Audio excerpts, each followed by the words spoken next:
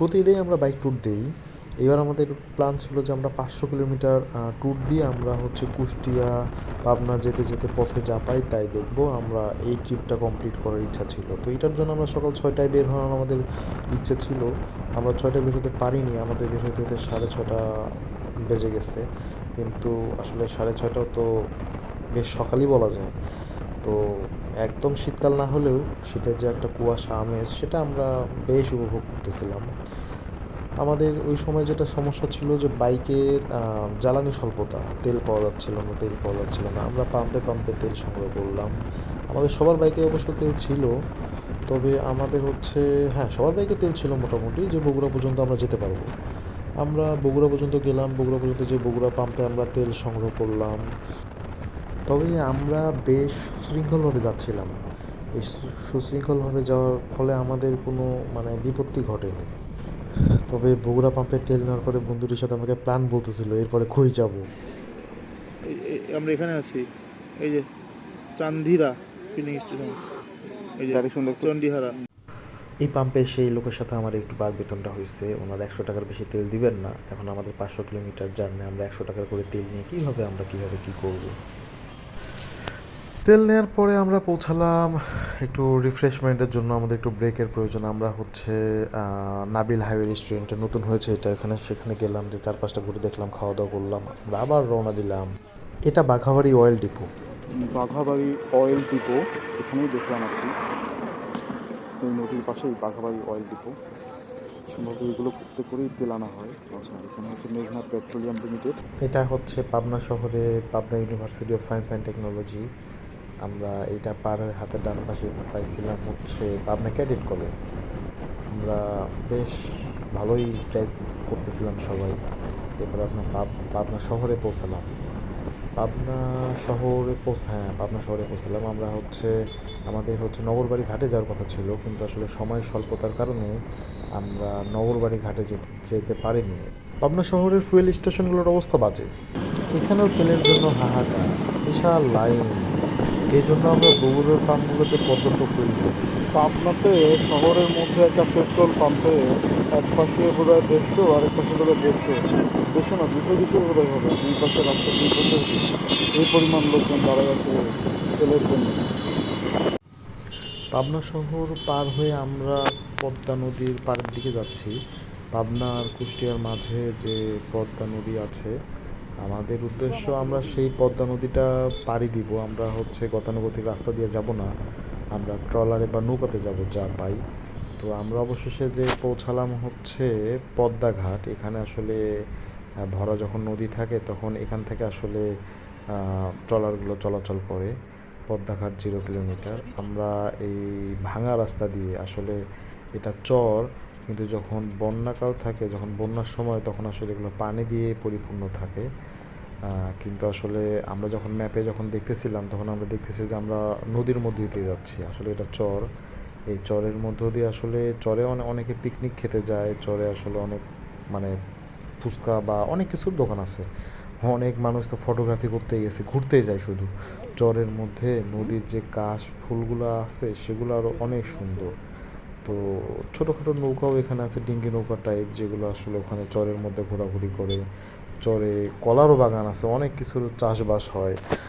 তো লোকজন আসলে দেখলাম যে ট্রলার দিয়ে পার হয়ে এসে, সব সময় তো আর অটো বা ভ্যান চলে না, অনেক লোক হেঁটেই মানে যাতায়াত করে আর কি। তো আমাদের বাইক থাকার ফলে আমরা হচ্ছে বাইক দিয়ে পাবনা থেকে একদম পদ্মাঘাটের কিনারায় একদম পৌঁছালাম। এখান থেকে আমরা ট্রলারে করে যাব হচ্ছে কুষ্টিয়া অংশে। আমাদের সময় প্রায় 4 থেকে 5 মিনিট সময় লাগবে। আমাদের একটা গাড়ি ছাড়া পড়ার কারণে আমরা অপেক্ষা করলাম, গাড়িটা আসলো, এসে আমরাই প্রথম অবশ্য যাত্রী ছিলাম। আমরা উঠলাম, একটা অন্যরকম একটা অনুভূতি, একটা যে পদ্মা পাড়ি দিচ্ছি ট্রলারে করে, ও মাই গড, ভাবাই যাচ্ছে না। তো আমরা বন্ধুরা অনেক এক্সাইটেড ছিলাম। আমরা হচ্ছে ট্রলারে উঠে গেলাম, সারিবদ্ধভাবে সবাই উঠলাম, আমরা এনজয় করতেছিলাম, বাট ভয় কাজ করতেছিল। তবে আমার পানি ভীতি থাকার ফলে আমি একটু বেশি ভয় পাচ্ছিলাম অন্যদের থেকে। আমি শুধু মনে মনে ভাবতেছিলাম, আল্লাহ এইবারের জন্য তুমি আমাকে একটু নদীটা পার করে দাও।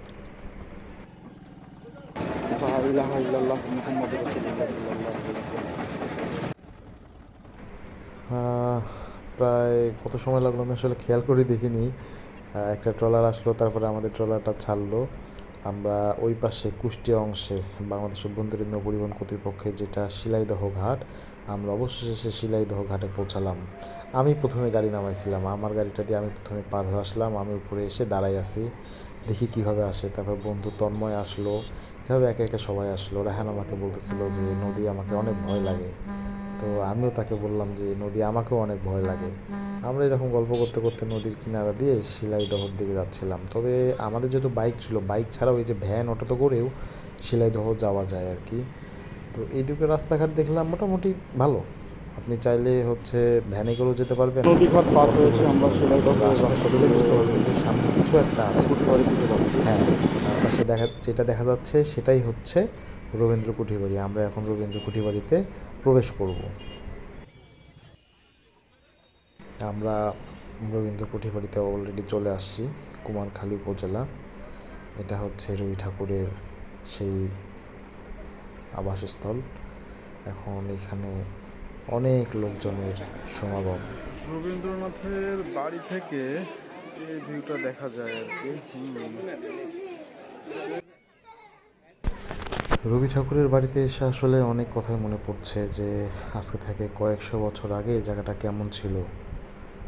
তবে জায়গাটা আগে কেমন ছিল জানি না, তবে এখন বেশ উৎসব মুখর একটা পরিবেশ আমার কাছে মনে হলো। আমরা আসলে সবাই অনেক এক্সস্টেড ছিলাম, অনেক টায়ার্ড ছিলাম। আমরা আসলে দীর্ঘ পথ জার্নি করে আসছি, বাইক চালাইছি। আমাদের আসলে দুপুরের খাওয়া দাওয়াও 7টা পর্যন্ত হয়নি, তখন বাজে বোধহয় 4টা, 4:30 বাজে ঘড়িতে। তখনও আমাদের খাওয়া দাওয়া হয়নি, কিন্তু আমাদেরকে বেশি সময় দেওয়া যাবে না, আমাদেরকে বের হয়ে আসতে হবে, আমাদেরকে আবার লালনের মাজারে যেতে হবে। অনেকগুলো স্পট ছিল, আসলে সময় স্বল্পতার কারণে আমরা ঘুরে দেখতে পারিনি। তবে মজার যে বিষয়টা আমার কাছে মনে হয়েছে সেটা হচ্ছে রবি ঠাকুরের বাড়িতে, মানে এই আশেপাশে যে ওনার এই বাড়িকে কেন্দ্র করে একটা মেলা বসে। এই মেলায় নাগরদোলা আছে, অনেক ধরনের মিষ্টান্ন আছে, আবার ছোট বাচ্চাদের অনেক খেলনাও পাওয়া যায় সেখানে। তবে হচ্ছে নিত্য প্রয়োজনীয় কিছু জিনিসপাতি, মানে ঘরের জিনিসপাতি, আসবাবপত্রের কথাই যদি বলি, সেগুলো সেখানে পাওয়া যায়। আর এখানে যারা আসছে, উপস্থিত লোকদেরকে দেখে মনে হলো যে আসলে তারা শুধুমাত্র মানে আশেপাশের লোকজন আসছে মনে হচ্ছে। অনেক দূর থেকে যে আসবে, যেমন আমরা অনেক দূর থেকে আসছি, এই ধরনের লোকজনকে আমি মানে মনে হয়নি আমার কাছে।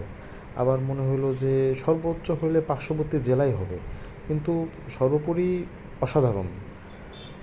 তো অনেক কিছুই দেখলাম, দেখে আমরা ওখান থেকে বের হয়ে আসলাম।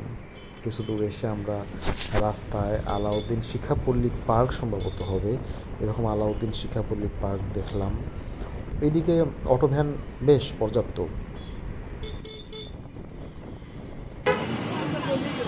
আলাউদ্দিন আহমদ শিক্ষাপল্লী পার্ক। এই পার্কের এই জায়গা পার হয়ে এসে আমরা সূর্যাস্তের এই রাস্তা ধরে ধরে আমরা আসতে ধরলাম। হাতের ডান পাশে আমাদের সেই গড়াই নদীর উপরে গড়াই রেল সেতু, হার্ডিং ব্রিজের থেকেও পুরাতন সম্ভবত।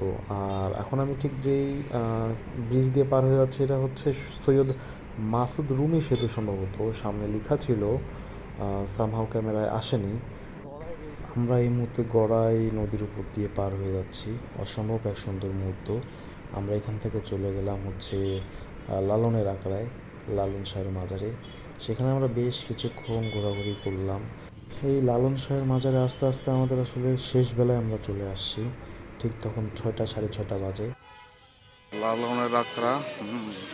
যেহেতু আমাদের ওভারঅল সময় স্বল্পতা ছিল, আমরা ভাবছিলাম যে বাড়ি যাবো কখন, রওনা দেবো কখন। আমরা কুষ্টিয়া শহরে রাতের খাওয়া দাওয়া করলাম শিল্পী হোটেল অ্যান্ড রেস্টুরেন্টে খেয়ে আমরা দিনাজপুরের উদ্দেশ্যে রওনা দিলাম। আমরা লালন শাহ টোল প্লাজা পার হয়ে লালন শাহ ব্রিজ দিয়ে যাচ্ছিলাম। সেতু থেকে পদ্মা নদীর বিশালতা এবং পাশে থাকা হার্ডিং ব্রিজের দৃশ্য অত্যন্ত সুন্দর। সেতু থেকে রূপপুর পারমাণবিক বিদ্যুৎ কেন্দ্রের বিশালাকার কুলিং টাওয়ারগুলো স্পষ্ট দেখা যায়, যা রাতে আলোকসজ্জার কারণে আরও চমৎকার লাগে। অনেক জ্যাম বাধা বিপত্তি পেরিয়ে আমরা চলে আসলাম হচ্ছে বগুড়ায়। তবে আমাদের সিরাজগঞ্জ, আমাদের হচ্ছে ঈশ্বরদী থেকে আমাদের সিরাজগঞ্জ পর্যন্ত অনেক সমস্যা হয়েছে। আমাদের একটা গাড়ির তেল ছিল না, আমরা তেল কই নেব এরকম করতে করতে আমরা সিরাজগঞ্জ হাটিকুমরুল এসে তেল পাইছি। রাতের নির্জন রাস্তায় বাইক চালানো অনেক রোমাঞ্চকর, চ্যালেঞ্জিংও বটে। অন্ধকার চিরে বাইকের লাইটের আলোয় এগিয়ে চলা, ঠান্ডা বাতাসের ছোঁয়া একটি অন্যরকম রোমাঞ্চকর পরিবেশ তৈরি করে। অনেক বাধা বিপত্তি পেরিয়ে, অনেক মত দ্বিমত পেরিয়ে আমরা অবশেষে পৌঁছালাম আমাদের দাউদপুরে। কোনো রকম ক্ষয়ক্ষতি ছাড়া আমরা দাউদপুর পৌঁছাতে পেরে সত্যি অনেক আনন্দিত ছিলাম, এবং আমরা ভাবছিলাম যে পরের বার আমরা আবার এরকম একটা ট্যুর দিব। তবে হ্যাঁ, আমরা বেশি দূরে যাব না। আপনারা যারা অনেক দূরে ট্যুর দিতে চান, লং রাইডে যেতে চান, তবে একটু সাবধান, মাথায় রাখবেন, রুট প্ল্যান ঠিকঠাকভাবে করে নেবেন। পর্যাপ্ত প্ল্যানিং করতে হবে, পর্যাপ্ত মিটিং করতে হবে। মজার ব্যাপার হলো, আমরা যখন দাউদপুর পৌঁছালাম তখন বাজে প্রায় 3:30। কি বলবো আর, আসলে পুরো দাউদপুর নিস্তব্ধ হয়ে গেছে তখন। হ্যাঁ, সবাই অনেক টায়ার্ড, কিন্তু মনের মধ্যে এক অন্য ধরনের আনন্দ লুকায়িত আছে, যে আনন্দ আসলে ভাষায় প্রকাশ করার মতো না। একটা মিশনে বের হয়ে সে মিশন এসে সম্পন্ন করা একটা রোমাঞ্চকর একটা পরিবেশ আসলে তৈরি করে।